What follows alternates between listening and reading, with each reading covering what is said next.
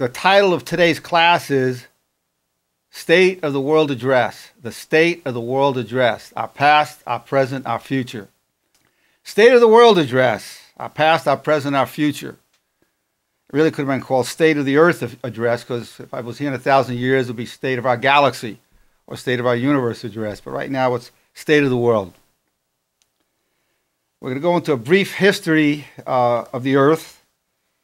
We're going to be talking about our background in terms of foraging, agriculture, industrial, and information age.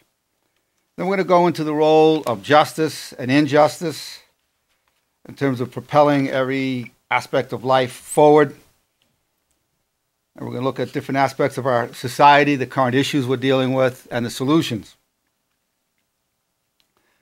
And looking at the history, Ken Wilber, I looked at some of his material, which was excellent. We began about 700,000 years ago in small groups, maybe 40 people in a group, foraging. So it'd be hunting, getting berries, so forth. We had few possessions, so there's no need for a wheel. We didn't have a wheel at the time. It was at that time, the greatest invention of the time was really the father as part of the family. Was the taming of the testosterone, where he not only was hunting, helped with some of the foraging and hunting, but became part of the biological family unit. The lifespan at the time was about 22.5 years, the average lifespan. Now, there was an equality of men and women because women could also be involved with the gathering. They could be gathering nuts and fruits, and whether they're pregnant or not. Then we went to the agricultural phase. In the agricultural phase, we had two parts, the horticulture and agrarian society. That began about 12,000 years ago, and the average life expectancy was 25 years of age.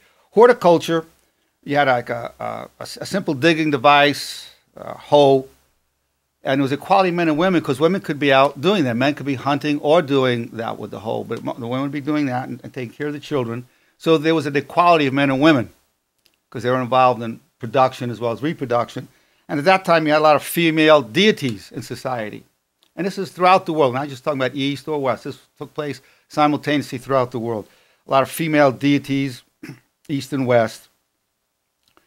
Then a huge advance took place where it went to an agrarian society.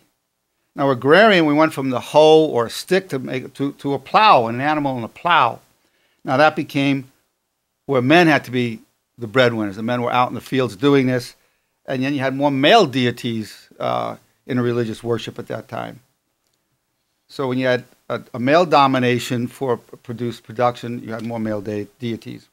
This phase, the agricultural phase, the agrarian phase, began about 5,000 years ago, both in the East and West.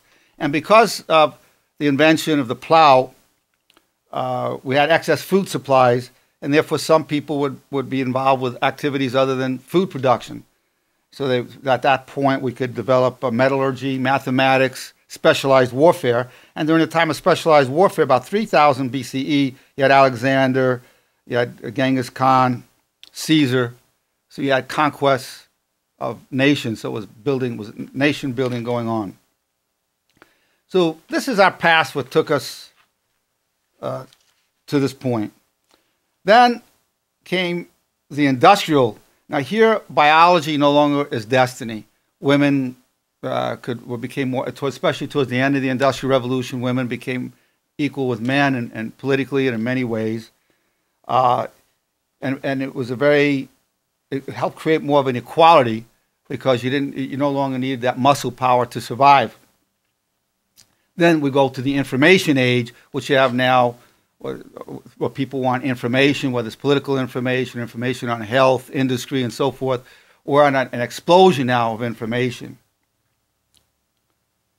Now that is a thumbnail sketch of our history. And as each step went, there were still remnants of the old. So when you have industrialization, you certainly still have agriculture, you still have horticulture and agrarian. So each one would still have remnants of the old, but you still have hunting and gathering going on. But each one would expand and go beyond and become a predominant mode of food production.